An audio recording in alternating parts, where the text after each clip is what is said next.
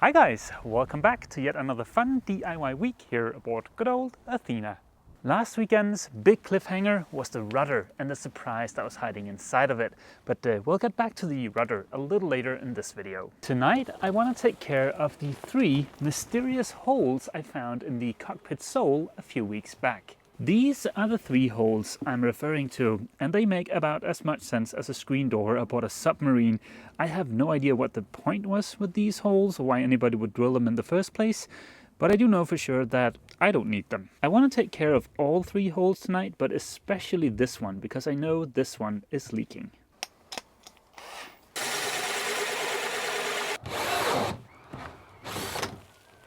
Well, there is no turning back now. In a rare bit of good luck here aboard Athena, the core in the cockpit sole is absolutely pristine. If I had known that the core was in this good condition, I don't think I would have removed this big of a plug because, well, there's no need, but I wanted to make sure I got to healthy wood. As far as the 2 other holes, I haven't seen any leaks from those, so I'm just going to grind away some of the top skin and lay up some new laminate.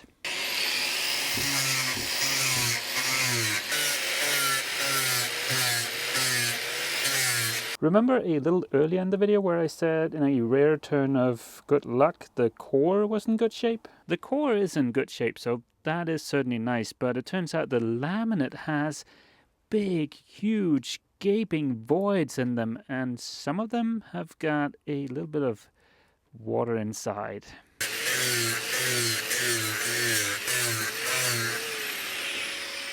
Before anybody comments, these voids here, they are not osmosis. Looking at the sample from earlier, we've actually got one of those stupid voids right here. This is the bottom skin, then there's 18 millimeters of plywood, and then there's some kind of fairing compound, and then the top skin. And the voids are in between the top skin and the fairing compound. The top skin looks in good condition. Like I said, this is not osmosis. I think this is just shoddy craftsmanship. Of course, now there's the question, what the heck do I do about this? Because I was planning on coming down here tonight and just doing a quick little repair, laminating over these holes. This is not going to be that. The voids seem to be fairly widespread. From tabbing around here, it seems like they're all over here, and to be honest, I haven't checked aft of the binnacle yet. I think my fix for now is going to be a temporary one. I'm going to attempt to dry out these voids I've opened up here, the ones with water in them, squirt thickened epoxy in there, laminate on top of this, patch up that hole, and then once the boat is back in the water, I can peel back the top skin, re-laminate everything, and she'll be better than new. I've wedged a piece of plywood up against the bottom of the cockpit sole, and I've put a little spacer in there so that I can drop a new piece of core in there and just epoxy that in. I'm just going to try and smush as much epoxy as I can into those voids, but in all likelihood this is just a temporary repair. I've got the new core in there, plenty of thickened epoxy. Now let's get this covered up before it starts freezing. I've got the area all covered up with styrofoam and a small space heater in there. So yeah, I'll leave that there until tomorrow and then we can take another peek at it. Greetings and salutations, guys. It is the next day. While going over the footage from yesterday, I realized that I referred to the stuff that's in here between the top skin and the plywood core as a fairing compound. That, of course, is not correct. I don't think that's a fairing compound. It's just some kind of thickened resin that most likely was used as a glue. My best guess to explain the voids I found yesterday are that they formed when the yard put the plywood core on top of the top skin, when the cockpit and the deck were still in the mold and everything was upside down. To put it another way, I think these voids is simply just air that got trapped in between the top skin and the plywood core. And if I'm right about that, then those voids have been there for 30 years. The cockpit sole feels nice and firm. There's no sponginess or softness to it. With that in mind, I am very tempted to go ahead and just patch the holes I've opened up and then call that good enough for now. If at some point I decide that I want to fix this the proper way, that'll be easy to do. It'll just be a matter of sanding back all of the top skin, fairing the surface that's beneath it, and laying up new glass. That'll be relatively easy, and it's something I can do when the boat is back in the water. As you've seen over the last couple of weeks, I'm okay doing minor repairs with epoxy during the winter, but something the size of the cockpit sole here, I don't really want to start doing that when the temperatures are way below freezing. On my way to work this morning, I swung by Athena to check on the patch I put in yesterday, and the good news is that is solid as a rock. The slightly annoying news is that one of the voids, this one over here, has started leaking some kind of brownish goo that's sticky and has a funny smell to it. It's not found in any of the other voids, it's just this one right here, and it's this stuff that, yeah. See? That looks absolutely delicious. I know I said I didn't want to sand away the entire cockpit sole, but my curiosity has gotten the better of me. I just want to sand away a little bit more to see if I can figure out what that stuff is. My best guess so far is that it's a little bit of uncured resin. After a fair bit of sanding, I am none the wiser. I did find a little bit of water in a void over here, but no more of that gooey stuff, the brown stuff from a little earlier. I don't know if the camera will pick this up, but to the naked eye, it's quite obvious that some of the voids extend out all the way over here. So you might be wondering, why don't you just go ahead and grind that area? Well, the thing is, it doesn't stop there, because over here there's a light spot there, another one there, another one there, and when I tapped this area with my screwdriver yesterday, there were a lot of hollow sounding spots. So if I start sanding this, well, that's just pointless, because I'd have to sand all of it eventually. The silver lining here is that the core, which you can see here, that's the top of that plywood, is in excellent condition. This is firm, it's dry, it's awesome. From what I've seen so far, there is absolutely no reason I can't do a temporary repair to this and then come back once the boat is back in the water and do a proper fix. I think this will work out okay. I've gone ahead and cut some fiberglass for the two patches here.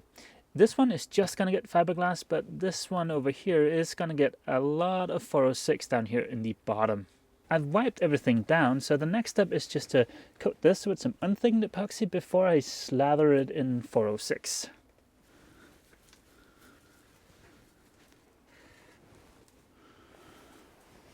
Unfortunately, the last of my fin rollers decided to bite the dust, and by that, of course, I mean I didn't do a good job of cleaning it the last time I used it, so all I've got is this brush here, but that's okay. That is definitely not the best laminate I've ever laid up, but that's okay for this possibly temporary repair.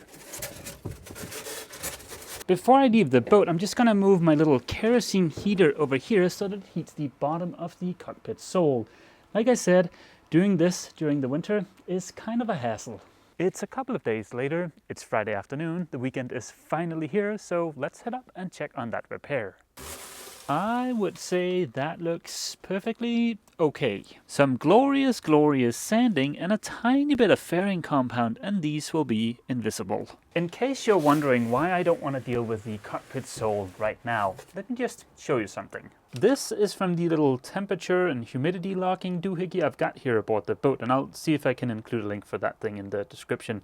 But notice this drop right here where the temperature starts dropping.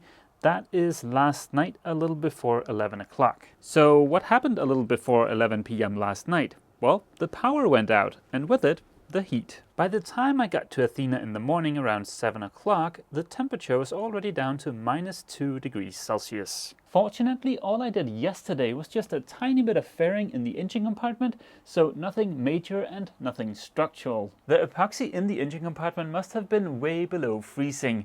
I do believe the curing process continues once the epoxy goes back above its minimum curing temperature, but from a conversation I had with West Systems technical staff last summer, I don't believe they recommend doing that. I don't know if that dip below freezing does anything to the physical characteristics of the epoxy after it is cured, but perhaps some of you guys that are more knowledgeable in that field can go ahead and leave a comment down below.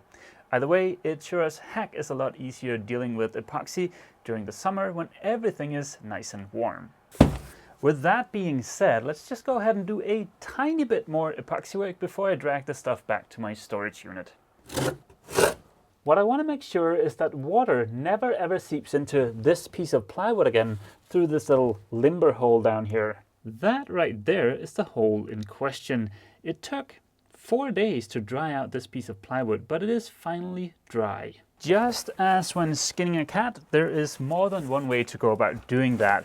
One common way would be to take a piece of PVC pipe and then somehow adhere that inside of the plywood. And there are a lot of differing opinions on whether or not it is easy to get epoxy to adhere to PVC, so I've opted to go with a fiberglass tube instead.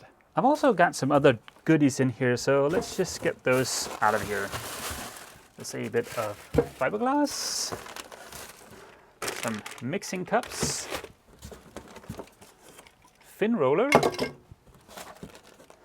a teeny tiny bit of peel ply, glorious, glorious mixing sticks, and that's about it. Oh, there's just something so nice about having plenty of mixing sticks around. But let's get back to this glass fiber tube here. I know plenty of boats have PVC pipe lining their limber holes, and that's worked out fine. I just wanted to give this a try. This shouldn't be terribly complicated. It's just a matter of shoving this in there, sealing around it with some thickened epoxy, and then adding a bit of fiberglass. I can see I've missed a little bit of the old paint here behind the sneaky rudder tube, so I better go ahead and take care of that. Here I've got a couple of pumps of epoxy that I'm going to heat up so that it penetrates the wood a little bit better. I'm also heating the wood so that it doesn't suck all of the heat out of the epoxy. See how nice and thin that is after I've heated it? It's almost like water. Apparently making sure that the epoxy is nice and warm promotes better cross-linking, which is, well, I have no idea what that is, but I'm assuming it's more better. Here I've got a plastic bag with some epoxy that's thickened with 406, and I've thrown in a little chopped up fiberglass just for good measure. I think that is enough fiddling around with this thing for now. I was going to lay up fiberglass tonight, but I think I'm going to hold off on doing that until tomorrow because I'm afraid I'm going to smear this all over the place. I've got my little space heater going, so all that's left to do now is just to cross our fingers the power doesn't go out tonight. Good morning, guys. It is Saturday morning and it feels like the heat is still on. And yes, this is hard as a rock. So I'm going to go ahead and wash this to get rid of the amine blush, give it a light sanding, and then we can lay up some fiberglass. I've taken care of the bulk of the sanding here by hand, but for the nooks and crannies in here, I'm going to give my rotary tool here a try. You can get all kinds of weird attachments for these kind of rotary tools, and I'm hoping one of these guys will be good at getting into those tight corners. I don't know how well it's going to show up on camera, but there's a little bump here, a little bit of excess epoxy.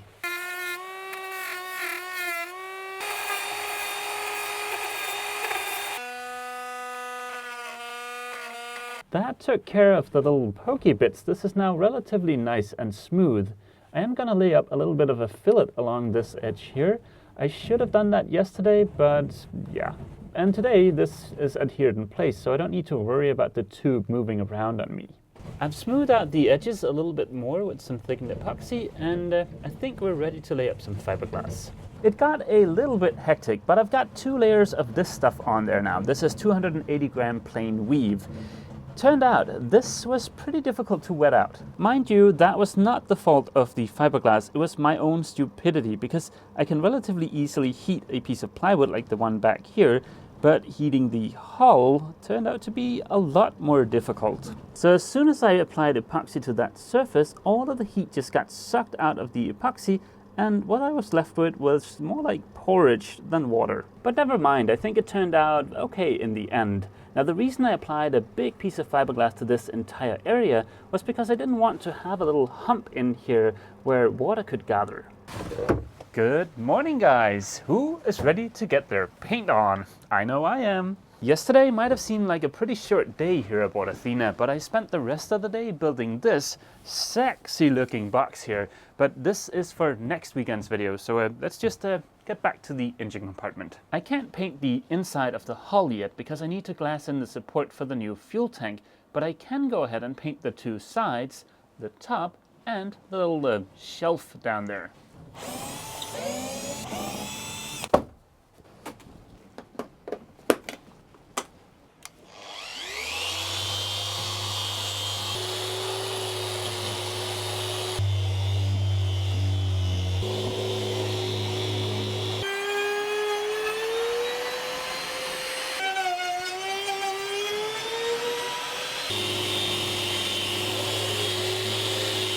All the glorious sanding is done, and I've wiped down everything with a tiny bit of thinner.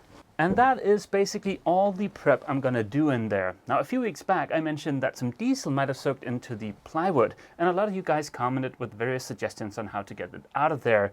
I'm not gonna try any of those, although that would make for a fun video, but in there, the sound insulation that I'm gonna put up is gonna be mechanically secured to the plywood. So if a tiny bit of paint starts flaking off, it's not a big deal. As far as primer, I'll use Sigma Cover 280 and a low temperature hardener. Now with this hardener, Sigma Cover will cure down to -10 degrees Celsius. And that's good news because tonight it's only going to be -5 degrees Celsius. As I've mentioned before, don't worry about the fact that this says Sigma Prime. This is simply just the Pro labeled version. I picked this up at a local yard. The mix ratio is 4:1, and here I've got a nice cylindrical container, and this is not flared out towards the top like the plastic cups I normally use. And because that's the case, I can go ahead and use a trick I picked up from my friendly neighborhood PPG paint inspector. For the sake of simplicity, let's just say I want to mix up 10 centimeters worth of paint. Because it's a 4:1 mix ratio, I can put in 8 centimeters worth of base and then 2 centimeters worth of hardener. That will give me that 4:1 ratio. I'm going to grab a stir stick and then I'm going to put a line at 10 centimeters and then another one at 8 centimeters. Now I can go ahead and fill my little bucket with base up to this line and then add hardener up to this line. That's a pretty cool trick, and I'll include a link for Kenneth's channel. That's the friendly neighborhood PPG paint inspector. He does some pretty cool boat DIY stuff, and yeah, that's a link for his channel. But be warned, it is in Danish. The smell of dead brain cells.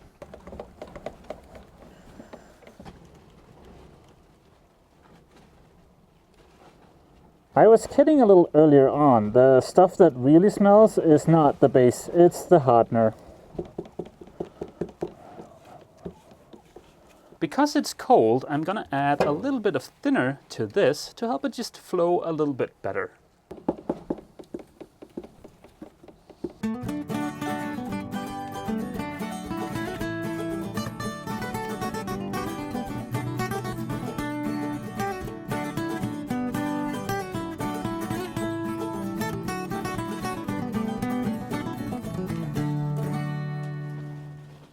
Ta-da! A freshly primed engine compartment. You might be wondering why I didn't paint the rest of the inside of the hull, but before I can do that, I need to glass in the support for the new diesel tank.